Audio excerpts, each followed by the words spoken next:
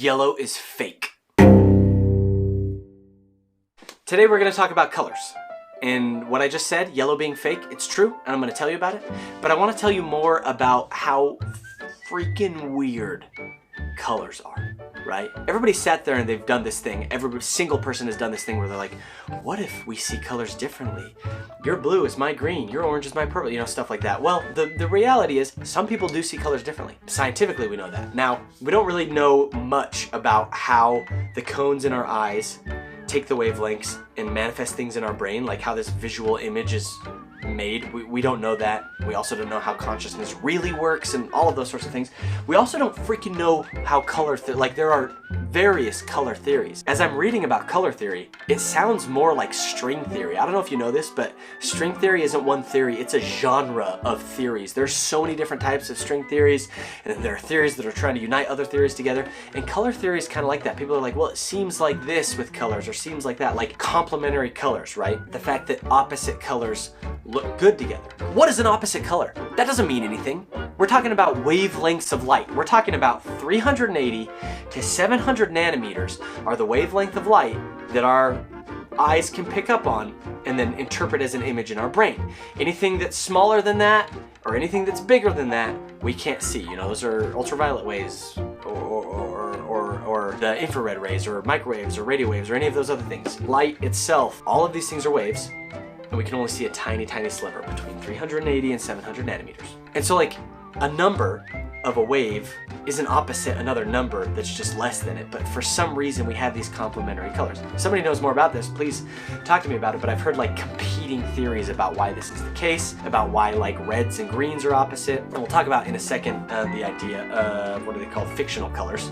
But yeah, it's just weird how these things work, and then you have colors that also, when they're similar, they look good together, and colors matching is a weird thing. That's just what I'll say. Like the idea that some colors can match is bizarre, and if anybody tells you that we have that figured out, they're lying. We don't fully know why all of that works or how it all works, and it's incredibly complex, and like I said, there's a lot of theories around it. But today, I want to talk about impossible colors. Impossible colors is kind of an umbrella term for a lot of different types of things, including fictional colors, like if you're reading about Terry Pratchett has his octarine color, the color of magic, which is just a different color that magic users can see. So like colors in fiction are impossible colors, but also in real life, it's any color outside of the ordinary visual functioning, which includes chimerical colors. Chimerical colors come out because of fatigued cone cells. So our eye cones are what pick up on the rays. Humans have 3 of them: red, green, and blue. So one picks up red wavelengths, one picks up green wavelengths, one picks up blue wavelengths, right? That just the size of wavelength that fits into the cone, and it interprets it as a color in your eye. But when those cone cells get tired, they sort of start to malfunction a little bit or something, and that's what makes Stygian colors and self-luminous colors and hyperbolic colors. And so that's like when you look at something that's green and then look at a white wall and it's red, that's kind of what's going on. And so there's all this weird stuff going on with the wavelengths, and there's a bunch of scientists that can teach the like specifics of this a lot better than I can. But what's really interesting about that is like what we're seeing essentially is our brain filling in the gaps, okay? Because it has 3 cones. There are 3 colors that we can see. Like we think that we can see the 7 colors of the rainbow or whatever, but no, it's actually just 3 colors, and everything else is our brain filling in between those wavelengths and saying like, oh, I have this much of the red wavelength and this much of the green wavelength, and I'm gonna do this and some blue in there, and that's all it is. That's all that's going on. All of the colors are made up of those 3, which is kind of mind-boggling. What's crazy about that is like magenta, for example. Magenta is an equal mix of the high end and the low end of the spectrum. It's nowhere on the spectrum.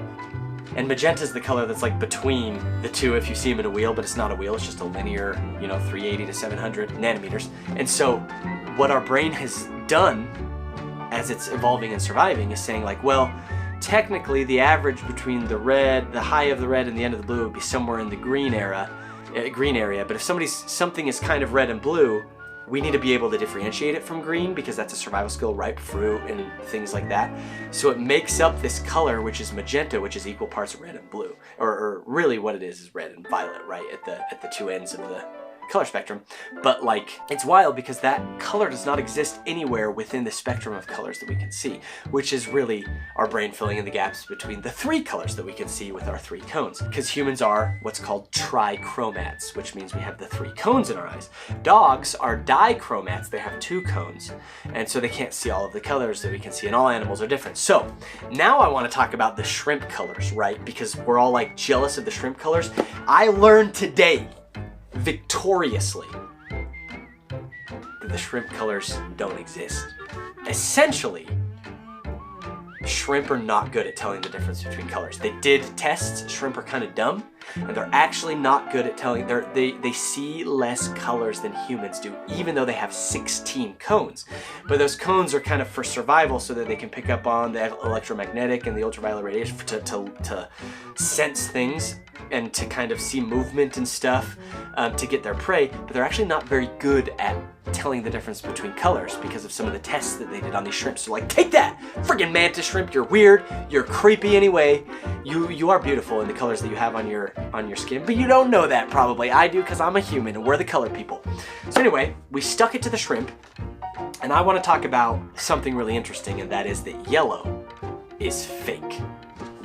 What we see as yellow is just what our brain has decided, has filled in, is right there in between the green cone and the red cone. But here's the deal, not all animals are that way. Goldfish, for example, are tetrachromats.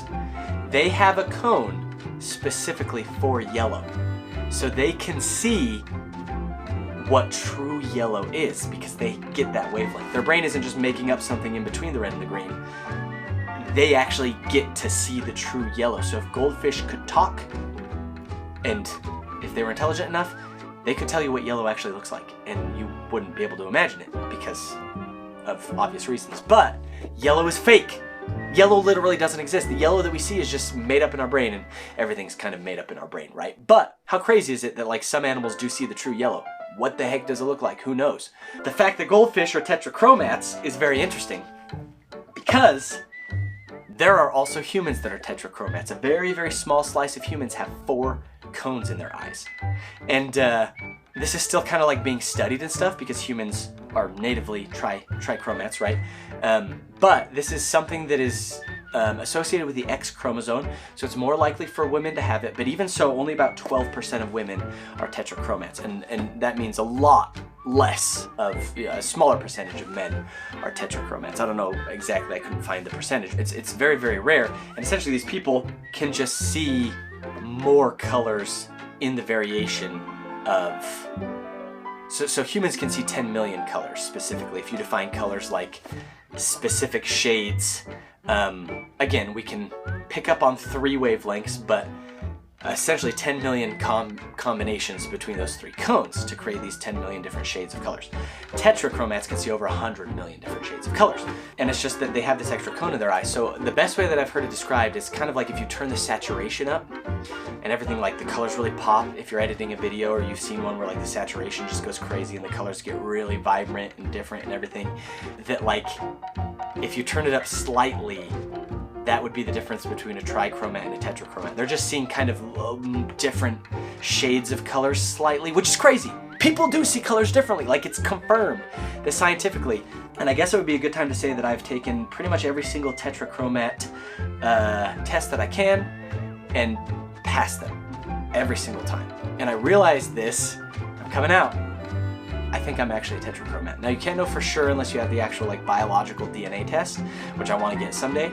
But I think it's likely because every single test I've ever taken online, it's just been like the easiest thing in the world to see the different shades of the different colors, and you wouldn't know if you were one until you take one of the tests. But I think it first occurred to me when Instagram had that weird color game where you picked the different shade of color, and people were like, man, I got 7, I got 10, I got 17. I like got 48 without even like super trying. It was just like, oh, I guess I see shades of colors that other people don't. And if it's true, and it's unconfirmed, but if it's true, it makes sense that I have always been a visually oriented person, and that I've always loved color, and I've always kind of used color as like a symbol of things, like when something feels right in my life, it's the same feeling as when colors match, whatever that is. But anyway, I could be, I'm not gonna say for sure that I'm a tetrachromat, but there is evidence of that. So anyway, yellow's fake. Some humans do see colors that others don't, and world is cool. And we don't know how the brain fully works and how eyes work, and I think that's an amazing and spectacular thing. So anyway, yeah, I thought I'd share that with you today. You can look up all of that stuff if you want, and if I got anything wrong, please put it in the comments below. And yeah, I'm Levi, and this is Outlandish.